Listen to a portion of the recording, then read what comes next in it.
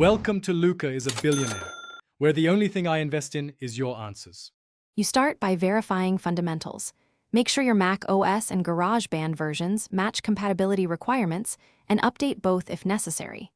Once done, free at least 5–10% of disk space and quit other audio or MIDI apps that can steal resources. Restart your Mac to clear transient issues, then open a fresh, empty Garageband project to see if the crash reproduces.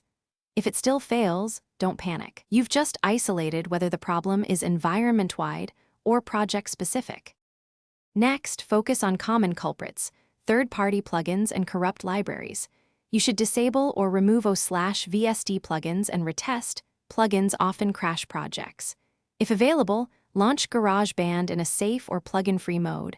Otherwise, move plugin files temporarily.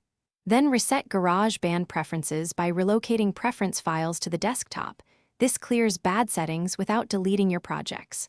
Finally, reinstall any sound libraries or sampled instruments that could be corrupted, because missing or damaged audio assets commonly trigger crashes.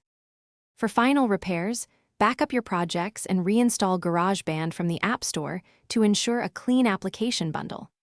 Once reinstalled, open a simple project and slowly add tracks to identify the failing element. Make sure to consult the console app for crash reports and note timestamps and error codes. That information accelerates diagnosis. If problems persist after reinstall and plugin removal, create a new Mac OS user to rule out account-specific corruption. And if Thanks for watching and please subscribe. It's the best investment you'll ever make.